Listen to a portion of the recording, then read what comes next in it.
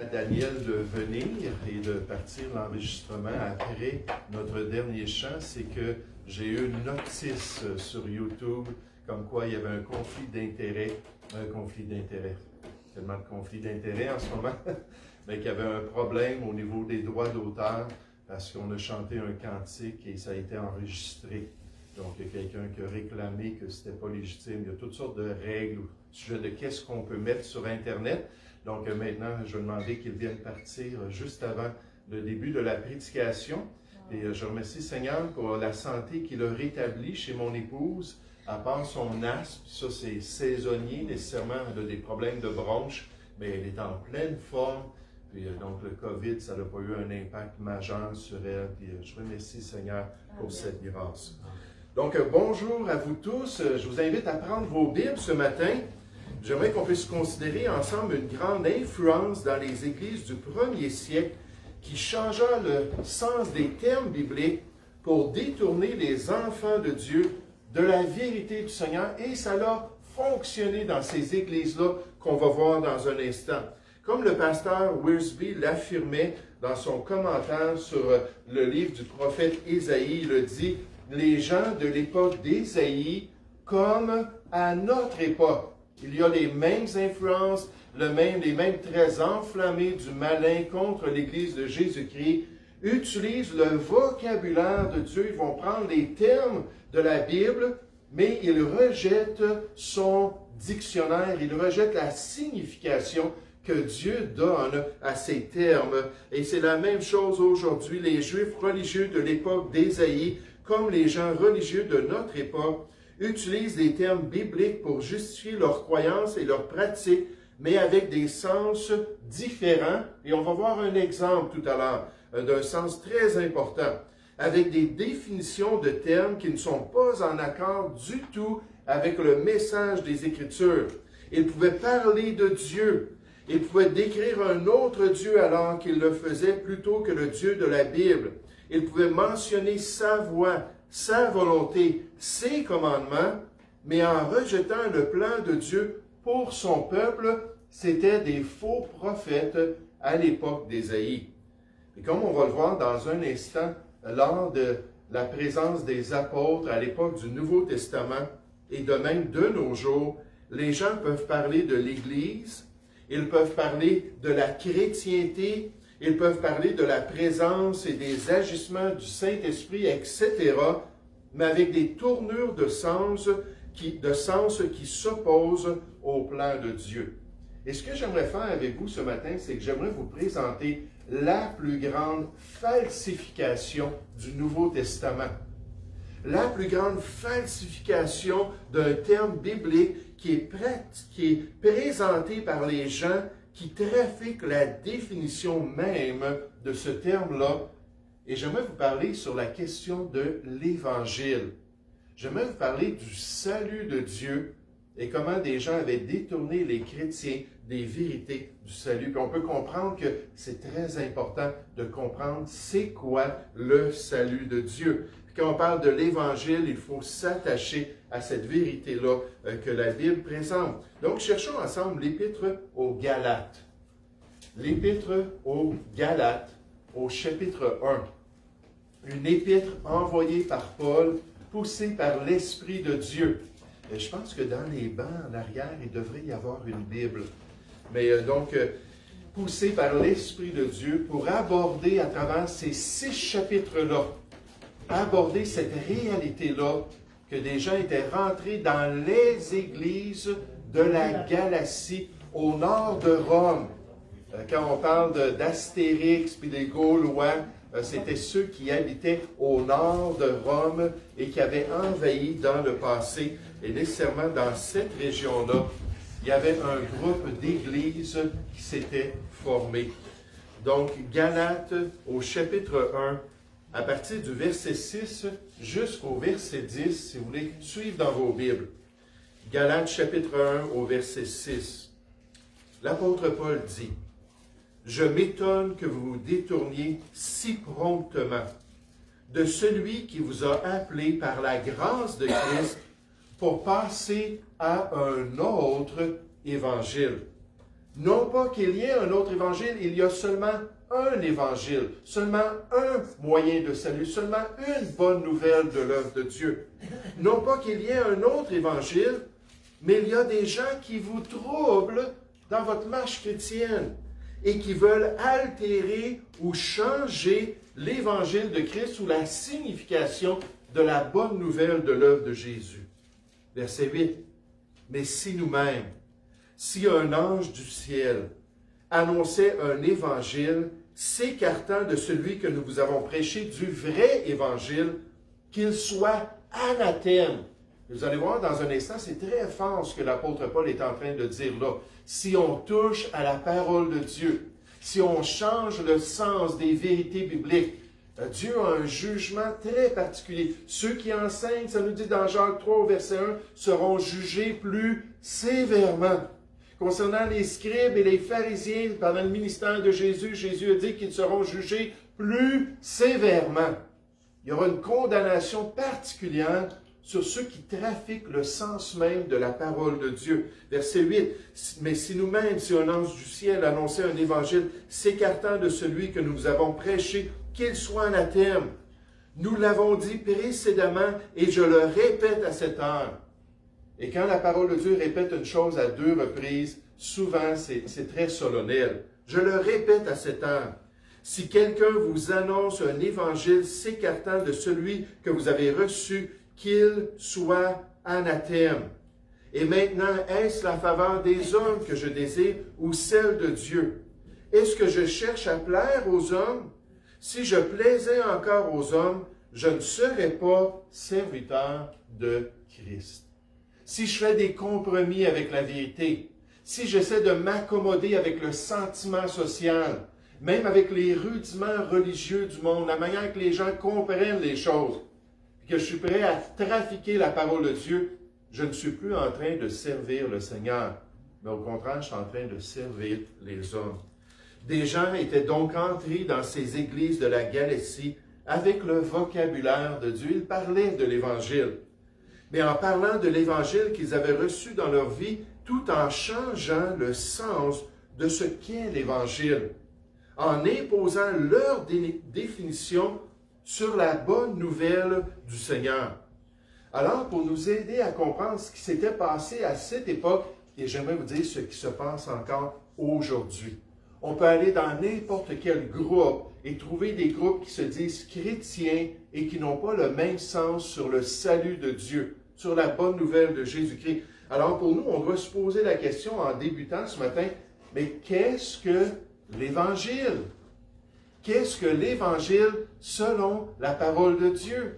C'était ça qui était attaqué là, dans les églises de la Galatie. C'est pour ça que Paul a écrit toute cette épître-là, les 6 chapitres qui discutaient de cette situation-là. Et si on veut savoir c'est quoi l'Évangile, mais la Bible pourvoit une définition bien claire. Dans 1 Corinthiens chapitre 15, l'apôtre Paul dit « Je vous rappelle, frères, l'Évangile que je vous ai annoncé, que vous avez reçu, gloire à Dieu, l'Évangile, il faut le recevoir dans notre cœur. Il faut inviter ce salut de Dieu-là dans notre vie, que vous avez reçu, dans lequel vous avez persévéré, gloire à Dieu, ils étaient restés dans cette définition-là, et par lequel vous êtes sauvés. C'est le moyen de salut si vous le retenez tel que je vous l'ai annoncé, ou dans les termes que je vous l'ai annoncé. Autrement, vous auriez cru en vain. Dans le monde religieux qui nous entoure, il y a des gens qui parlent de l'Évangile avec un autre sens et les personnes se confient en cela. Et j'aimerais vous dire, ça ne sert à rien. Ça ne vaut rien devant Dieu. Parce que si on ne croit pas l'Évangile tel qu'il est présenté dans la parole de Dieu, notre foi, on peut la mettre dans une autre définition et ça ne changera pas notre vie. Ça ne transformera pas notre cœur. Maintenant, l'apôtre Paul dit, OK, maintenant vous voyez l'importance. Laissez-moi vous rappeler c'est quoi l'Évangile au verset 3. Je vous ai enseigné avant tout, comme je l'avais reçu moi-même aussi, que Christ est mort pour nos péchés, selon les Écritures. Il a été enseveli et qu'il est ressuscité le troisième jour selon les Écritures. L'Évangile de la Bible, la bonne nouvelle, c'est que Jésus est allé à la croix du Calvaire, qu'il a souffert et qu'il a complété. Vous vous rappelez, il a dit, tout est achevé, qu'il a complété ce sacrifice parfait de Dieu en mourant sur la croix et que Dieu a accepté son sacrifice. Il a ressuscité des morts, la Bible nous dit, pour notre justification. Et le mot justification, ça veut dire notre salut, pour notre pardon. Et l'Évangile, c'est une personne, c'est Jésus-Christ et son œuvre sur la croix du Calvaire. Et c'est ça qu'on doit croire, pour que nous soyons sauvés par son œuvre, par son sacrifice, une fois pour tous, toutes, par cet achèvement à 100% du rachat de notre âme, afin qu'il soit maintenant disponible ce salut gratuitement à tous ceux et toutes celles qui croient en Jésus qui est mort pour leurs péchés sur la croix du Calvaire. C'est pas 10% par mes œuvres et 90% Jésus. C'est pas 20% par mes rituels quelconques et par ma religiosité et 80% Jésus. Le salut, la bonne nouvelle, c'est que Jésus a tout fait et maintenant c'est offert à l'être humain comme un cadeau gratuit. C'est pour ça que Paul était tellement excité d'aller évangéliser, d'aller partager cette bonne nouvelle-là. Il a dit, car je n'ai point honte de l'Évangile. C'est une puissance de Dieu pour le salut de quiconque croit. Du juif premièrement et ensuite du grec. Pour tous ceux qui sont prêts à se tourner vers le Seigneur Jésus. Pour tous ceux qui sont prêts à accepter que Christ peut devenir leur sauveur. Qu'il a porté leur péché, leur condamnation et maintenant qu'il leur offre la paix avec Dieu. Ce salut extraordinaire-là accompli sur la croix du Calvaire. C'est pas étonnant que les ennemis de la croix, la Bible nous dit, cherchent à altérer l'Évangile, à pervertir cette bonne nouvelle-là, à nous amener dans une perspective qui n'est pas Jésus, Jésus, Jésus à 100%, mais qui est vous aussi, par vos efforts, par votre amour pour votre prochain, par les petits rituels et sacrifices que vous pouvez offrir. Puis là, on est en train de pervertir cette œuvre magnifique et parfaite que le Seigneur Jésus a accomplie sur la croix du Calvaire. Un auteur a dit, partout où Jésus a été proclamé, nous voyons des vies changées pour le bien, des nations changées pour le mieux, des voleurs devenir honnêtes à cause de la puissance du salut, la puissance de l'Évangile, des alcooliques devenir sobres, des individus haineux devenir des canaux d'amour, des personnes injustes embrasser la justice. Voilà la puissance de l'Évangile de Christ que le diable déteste et que ses armées cherchent à affecter pour que les gens puissent s'en détourner, et même pour une Église qui avait expérimenté le salut de Dieu dans ces églises-là de la Galatie, le malin a été en mesure de le faire. Il a été en mesure d'altérer les croyances des gens.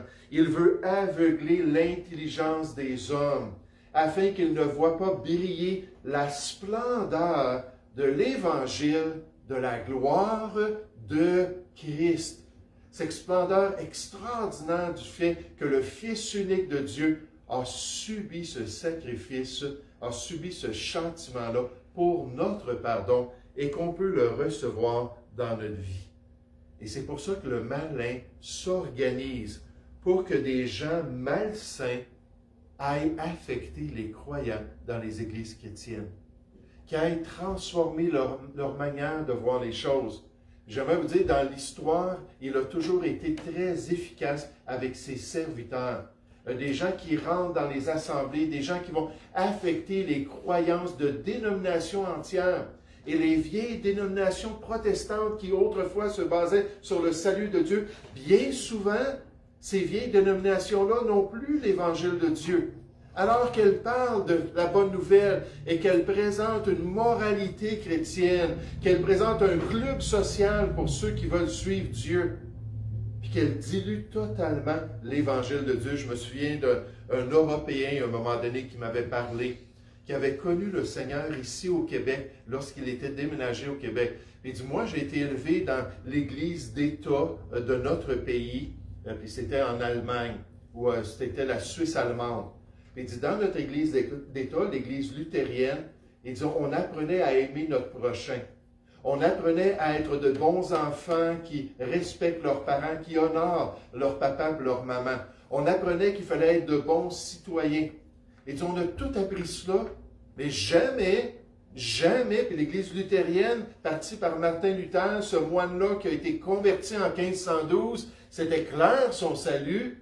Jamais, avec le développement de cette influence spirituelle-là, il dit, jamais quelqu'un m'a expliqué le salut de Dieu. Un salut très clair. Et là, il est arrivé ici, on l'a invité à aller dans une église évangélique des frères, et pour la première fois de sa vie, il a compris pourquoi Jésus était mort, comment il avait tout accompli, et comment il pouvait s'approprier le salut par la foi, en demandant à Jésus, en invoquant son nom, en l'invitant à venir dans sa vie. Et à partir de ce moment-là, ma vie a été changée. Et cette influence spirituelle-là, des personnes séductrices qui cherchent à détourner les églises de la vérité de Dieu, qui cherchent à convaincre les chrétiens quant à une nouvelle manière de comprendre la parole de Dieu. Au 19e siècle, aux États-Unis, il y a eu deux grands mouvements qui se sont développés. Ces deux grands mouvements-là sont devenus deux grandes influences spirituelles massives sur la planète Terre. On parle des témoins de Jéhovah et des Mormons. J'ai fait toute une série sur les témoins de Jéhovah et les Mormons. Et les fondateurs, Charles Taze Russell ou Joseph Smith, leur idée, c'était on doit présenter un nouvel évangile. On doit présenter une nouvelle manière de comprendre la parole de Dieu. Et depuis ce temps-là, ils ont séduit des millions et des dizaines de millions de personnes sur la terre, et même des gens qui se disaient croyants, des gens qui se disaient suivre la parole de Dieu, des gens qui vont falsifier progressivement les définitions des termes bibliques et qui vont être grandement efficaces à le faire. Et d'ailleurs, c'est ce que Dieu a prophétisé. Il a dit, il y eut parmi le peuple, les Juifs, dans l'Ancien Testament, de faux prophètes qui sont venus comme à l'époque d'Ésaïe, appeler le mal bien et appeler le bien mal, changer les ténèbres en lumière, la lumière en ténèbres. Et Dieu a dit ça, c'était le cas dans l'Ancienne Alliance. Il dit, il y aura demain parmi vous les chrétiens de faux docteurs, de faux enseignants qui introduiront des sectes pernicieuses et qui, reniant le mal qui les a rachetés, attireront sur eux une ruine soudaine. On va en parler de cette ruine-là un peu plus loin. Plusieurs, malheureusement, les suivront dans leur dissolution. Plusieurs vont croire à d'autres définitions. Plusieurs vont se laisser séduire par ce nouveau dictionnaire biblique-là. Et la voix de la vérité sera calomniée à cause d'eux. Et c'est exactement ce qui s'est produit dans les églises de la Galatie. Alors que l'Évangile même, on pourrait parler de toutes sortes de sujets qui sont trafiqués aujourd'hui dans la chrétienté, mais à cette époque-là, c'était l'Évangile même a été altéré. Regardez dans notre texte biblique au verset 6. Galates chapitre 1 au verset 6, Paul dit, « Je m'étonne, je suis surpris, je vous ai prêché la vérité, je vous ai donné les vraies définitions des termes bibliques. » Il dit, pourtant, il y a quelqu'un d'autre qui est rentré dans votre groupe, quelqu'un d'autre qui est venu vous affecter. Je m'étonne que vous vous détourniez si promptement, ce n'est pas longtemps qu'ils avaient été sauvés, de celui qui vous a appelé par la grâce de Christ. Quand on pense à l'œuvre de Dieu, on nous dit que c'est par la grâce qu'on est sauvé au moyen de la foi. La grâce, c'est un don immérité. Il a dit, moi, je suis venu vous présenter le cadeau. Jésus a payé ce cadeau-là à 100%. Je suis venu vous le présenter comme un cadeau à recevoir dans votre vie. Puis il dit, là, vous vous êtes détourné de ça pour passer à un autre évangile. Si on regarde toute l'épître aux Galates, c'était quoi qu'on leur a présenté? C'était de se faire circoncire, de devenir comme un juif, de commencer à observer les jours religieux du peuple d'Israël, de commencer à suivre les 10 commandements, de commencer à pratiquer des bonnes œuvres, de commencer à faire des efforts. On leur disait, vous ne pouvez pas être sauvés si vous n'êtes pas comme les bons Juifs et vous ne suivez pas la loi de Dieu. Là, ils ont mélangé les efforts avec la grâce de Dieu. C'est tout ça qu'on voit dans l'Épître aux Galates.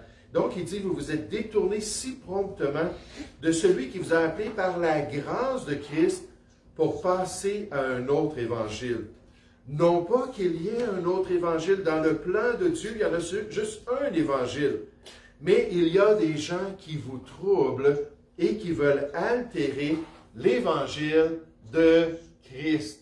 Et si on change l'évangile, on enlève la puissance pour le salut de ceux qui croient.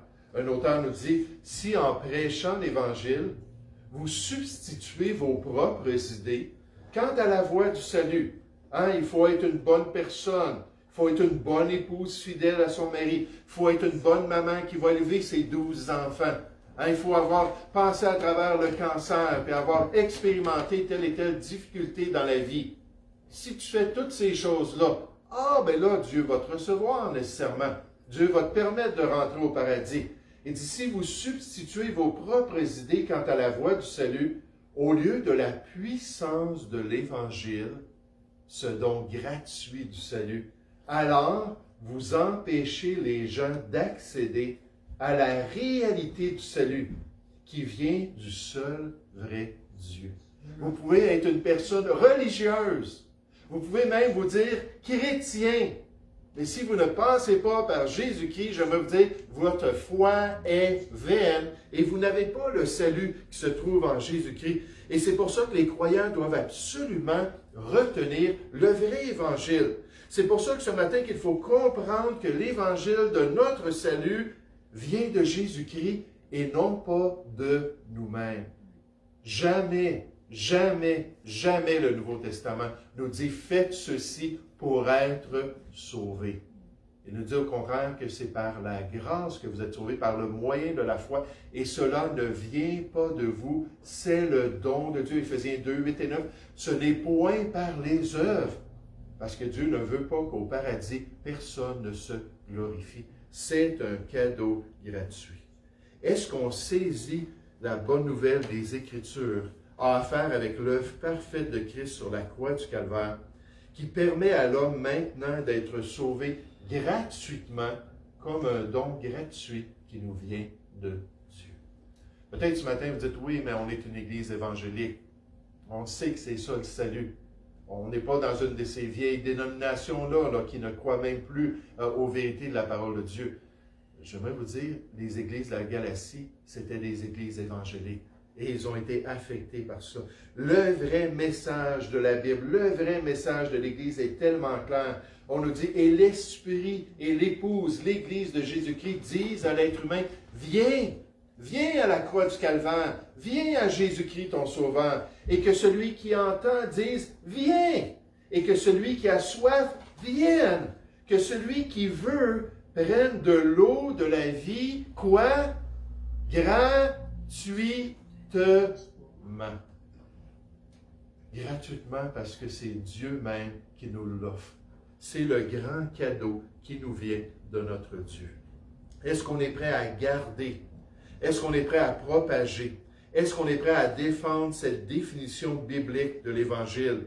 Je nous rappelle dans le Nouveau Testament que c'est la tâche et la responsabilité des enfants de Dieu de le faire. Il dit, bien-aimés, comme je désirais vivement vous écrire au sujet de notre salut commun, et c'est tellement un sujet encourageant, c'est tellement excitant d'apprendre que des gens ont mis leur foi en Jésus-Christ. Je voulais vous parler de comment Dieu a fait ça dans ma vie. Je me suis senti obligé, poussé par l'Esprit de Dieu, de le faire afin de vous exhorter à combattre pour la foi. Les chrétiens doivent être des combattants pour la foi qui a été transmise aux saints une fois pour toutes. Oh, le pasteur Spurgeon nous le dit que c'est tellement important de le faire. Si du vivant des apôtres, des erreurs se sont glissées dans les églises, il ne faut pas s'étonner qu'elles se multiplient en ces derniers jours. Nous devons nous opposer à elles, à ces erreurs-là, ces fausses définitions, de tout cœur pour accomplir le plan de Dieu. Qu'est-ce que l'Évangile? La bonne nouvelle, c'est que Jésus a tout accompli sur la croix du Calvaire. On n'a pas besoin de sacrements, on n'a pas besoin de rituels, On n'a pas besoin de faire des bonnes œuvres. Je veux dire, toutes ces choses-là, ça peut être bon. Les bonnes œuvres, c'est quelque chose qui est bon pour les relations, n'est-ce pas? D'être bon envers son prochain, c'est bon pour bâtir des familles solides, des couples qui vont s'aimer, qui vont faire ce qui est bien. Mais j'aimerais vous dire, dans la parole de Dieu, ça vaut absolument rien pour le salut. C'est pas de garder les commandements de Dieu et essayer d'être obéissant à la parole de Dieu qui va nous permettre d'être sauvés. Non, ça vient après le salut. On a été créés en Jésus-Christ pour de bonnes œuvres une fois qu'on a reçu la grâce de Dieu. Ces choses-là peuvent être bonnes, mais il faut retenir que l'Évangile, c'est Jésus-Christ et Jésus-Christ crucifié et le fait qu'il a tout accompli pour nous. Oh, les gens qui avaient affecté les églises de la Galatie, qui les avaient séduits, qui les avaient trompés, puis c'était des nouveaux croyants. Hein, puis là, on pense à des nouveaux croyants comme ils sont dans des combats, puis je pense à des nouveaux croyants qu'on connaît en ce moment, qui luttent spirituellement, qui ont de la difficulté à marcher. C'était des nouveaux croyants, Paul leur a dit dans le chapitre 5, « Vous couriez bien! Hein, » ils sont embarqués sur la course chrétienne comme des athlètes du Seigneur. Hey, j'aime ça, le tapis est confortable. « Vous couriez bien! Qui vous a arrêté pour vous empêcher de marcher dans la vérité de Dieu ou de continuer dans les voies de Dieu? » Et ces jeunes chrétiens-là avaient été séduits par des grands parleurs, ils avaient été séduits par des séducteurs, par des personnes qui visent à détourner ces gens-là qui ont moins de discernement spirituel de la volonté de Dieu. Puis quand on regarde dans les Écritures, Dieu prend ça au sérieux, son Église devrait prendre ça au sérieux. Il y a une rétribution divine sur ces gens-là. Ces gens malveillants qui veulent détourner les gens de la vérité de Dieu.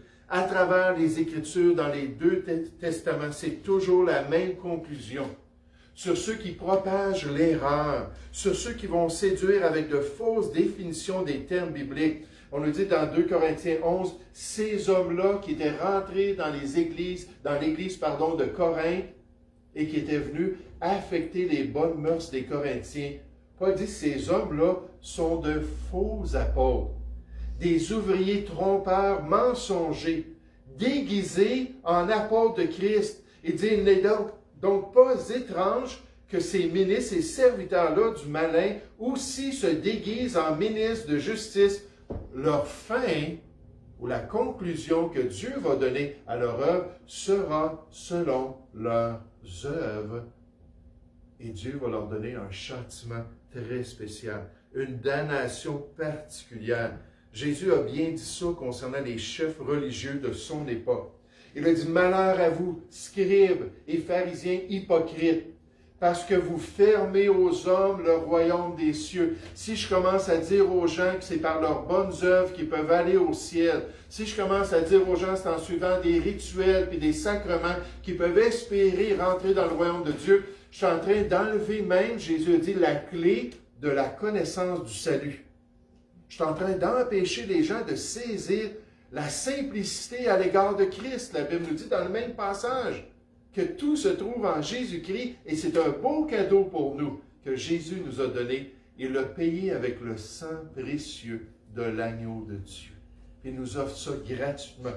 Mais ces gens-là, ils avaient détourné de ça parce que vous fermez aux hommes le royaume des cieux. Vous n'y entrez pas vous-même. Vous aussi, vous êtes des aveugles et vous conduisez des aveugles à la damnation. Vous n'y entrez pas vous-même et vous n'y laissez pas entrer ceux qui veulent entrer. Jésus a spécifié serpent.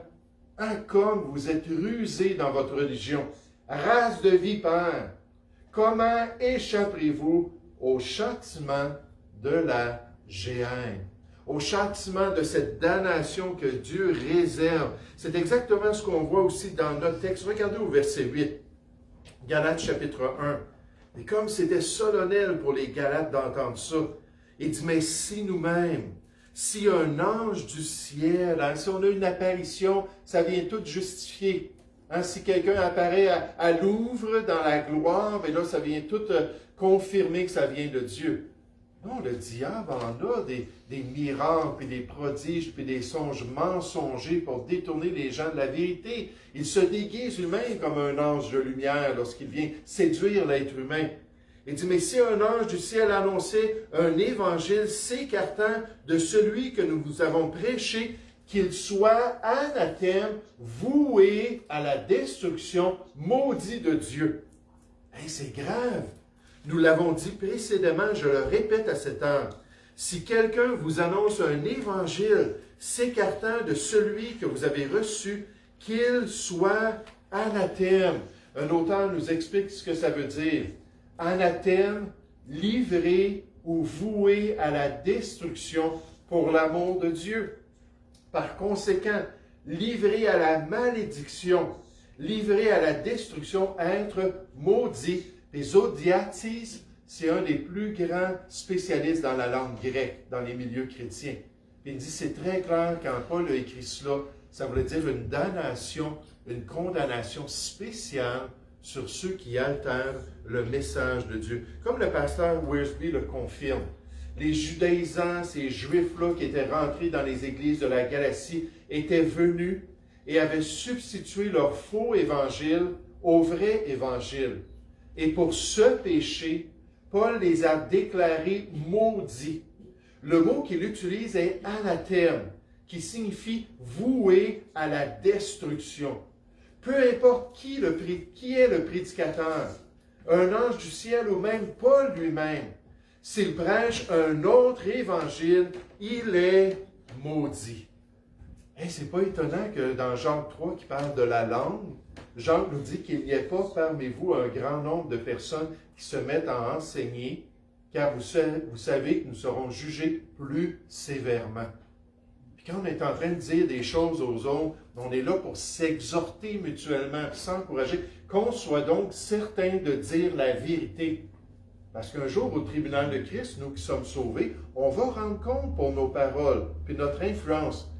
Mais pour ces gens-là qui sont non sauvés et qui affectent les gens à se détourner de la vérité de Dieu, Dieu leur réserve un châtiment particulier. Un jugement qui est réservé à ceux qui falsifient le message divin. Ceux et celles qui changent le sens de l'Évangile pour présenter un autre salut que ce que le Seigneur lui-même présente dans les Écritures. Et en tant que chrétiens, que Dieu nous garde d'avoir part à cette supercherie religieuse et à tout projet qui cherche à pervertir la parole de Dieu. C'est pour ça qu'on n'a rien à faire avec ces gens-là. On n'a rien à faire avec ces dénominations-là. On n'a rien à faire avec ces regroupements-là. Si on sait qu'ils ne marchent pas droitement dans la parole de Dieu, on devrait s'en détourner. Oh, qu'est-ce que l'Évangile? La bonne nouvelle, c'est Jésus et Jésus à 100%. Il a tout accompli. Il offre le salut gratuitement. Il dit, venez à moi, vous tous qui avez soif et buvez. Celui qui croit en moi, des fleuves d'eau vive couleront de son sein. Comme dit l'Écriture, le Saint-Esprit va venir, comme on voit, n'est-ce pas, avec Corneille. Dès qu'ils ont entendu Corneille, sa famille, ses amis, les autres soldats qui étaient avec lui, c'est un soldat italien. Puis dès qu'il a entendu dans Acte 10 que c'est en Jésus-Christ qu'on reçoit le pardon des péchés, tout le monde a été abreuvé de l'Esprit de Dieu. Il est descendu sur tout le monde, puis c'était évident pour tout le monde que ces gens-là avaient été transformés. Je lisais un beau témoignage d'un pasteur cette semaine qui avait essayé d'évangéliser une personne pendant longtemps. Et la personne était religieuse, elle venait à son assemblée, elle était religieuse, elle parlait comme les chrétiens, tout ça, mais c'était évident qu'une fois qu'il faisait un petit peu une étude, qu'il ouvrait la Bible avec la personne, c'était évident que la personne ne comprenait pas le plan du salut, n'avait jamais reçu Christ dans son cœur pour être sauvé. Et donc, il était un petit peu découragé jusqu'à ce que cette personne-là vienne le voir après un message qui n'avait rien à faire avec le salut, et lui dise « J'ai besoin d'être sauvé ». Puis là, ils sont allés dans une autre pièce ensemble, puis il a juste ouvert la Bible, il a réexpliqué encore l'œuvre de Jésus. Puis cette personne-là a prié. Puis là, il dit, il m'a regardé, ça fait des années que je le connais, ça fait des années que je le côtoie, ça fait des années que je vois dans son regard, puis dans sa compréhension, qu'il n'y a pas de vie. Hein, il se dit chrétien, mais il n'y a pas de vie chrétienne. Comme ma mère, n'est-ce pas, elle avait fait une profession de foi pendant 2 ans de temps, elle ne voulait pas lire la Bible.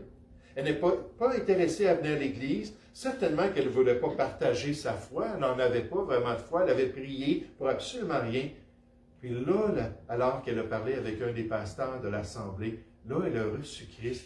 Et pendant les 15 dernières années de sa vie, de 45 ans à 60 ans, elle était une évangéliste. Elle était rendue à l'Afrique à la fin de sa vie là, pour partager l'Évangile. Elle était zélée. Sa compréhension, sa soif, son intérêt, tout était là. Et là, ce pasteur-là voit cet homme-là prier. Puis là, il commence à parler avec. Puis il a dit tout de suite, j'ai pu voir qu'il y avait une transformation. Il dit, pendant des années de temps, il était mort dans notre Église. Depuis des années, il est vivant, puis il grandit, puis il porte du fruit digne de la repentance. Quelle transformation extraordinaire. L'Évangile, c'est le salut gratuit de Jésus-Christ. Mais, dans les milieux chrétiens, dans la chrétienté, il y a de mauvaises influences qui ont altéré le message de Dieu, qui ont mélangé les efforts humains, qui ont mélangé les rituels religieux, puis qui encouragent les gens à se confier dans des choses qui les damnent pour l'éternité.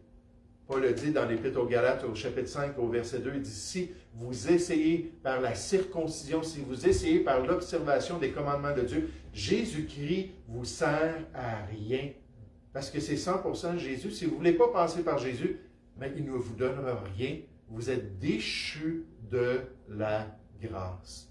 Le cadeau de Dieu ne peut pas être disponible à quelqu'un qui cherche à le faire par lui-même. Et pour ces enseignants fâcheux-là, la Bible est très claire qu'il y a une rétribution spéciale, un anathème, une malédiction spéciale.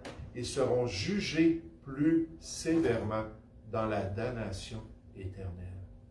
Oh, je pense qu'en tant que chrétien, il faut combattre pour la foi qui a été transmise une fois pour toutes et qu'on puisse s'attacher à ces vérités-là pour accomplir la volonté de Dieu. Nous allons prier ensemble. Ô Père Céleste, ce matin, on a vu un exemple de perversion possible dans ton Église, cette définition de l'Évangile qui avait affecté toute la compréhension que les Galates avaient de ton plan. Merci pour l'Épître aux Galates qui ramène les pendules à l'heure, qui démontre que c'est soit Jésus ou c'est pas Jésus du tout, et que ça prend Jésus à 100% pour notre salut. Ô Père Céleste, quelle joie de pouvoir se confier en Jésus, quelle joie de pouvoir le connaître comme notre Sauveur, et quelle joie de pouvoir marcher ensuite dans la vérité, et de pouvoir persévérer dans ta justice, et de pouvoir accomplir ta volonté. Ô parmi nous ce matin, Seigneur, tu vois les cœurs, tu connais exactement les dispositions. Père, s'il y en a parmi nous qui se disent chrétiens, mais qui n'ont pas mis leur foi entièrement dans l'œuvre de Jésus, qui pensent, Seigneur, qu'en étant fidèles aux réunions, qu'en lisant la Bible, qu'en suivant les commandements, qu'en cherchant à être une bonne personne ici-bas, qu'ils peuvent espérer un jour que tu vas dire, oui, oui, rentre dans mon paradis. Seigneur Père, que tu puisses leur montrer qu'un jour Jésus va dire, je ne vous ai jamais connus. Éloignez-vous de moi, vous qui êtes maudits, et allez dans cet endroit de malédiction éternelle. Ô Seigneur, c'est tellement important de ne pas mélanger les choses et d'accepter que Jésus a tout accompli. Que le salut, c'est gratuit, c'est un cadeau immérité et qu'on peut ensuite avoir une nouvelle vie, un nouveau cœur pour accomplir ta volonté, pour suivre tes commandements et pour être zélé dans tes voies. Seigneur, si c'est le cas, amène-les à la repentance et qu'ils puissent demander à Jésus maintenant même, qu'ils puissent dire, oui Seigneur Jésus, je suis un pécheur et je ne peux pas gagner mon ciel. Oui Seigneur Jésus, tu as tout payé pour moi et j'accepte par la foi ton sacrifice et qu'ils puissent l'inviter dans leur cœur et dans leur vie. Seigneur, je te prie au nom du Seigneur Jésus. Amen. J'aimerais inviter Daniel à venir, s'il vous plaît, pour arrêter l'enregistrement. Donc, si vous voulez vous lever, on va terminer avec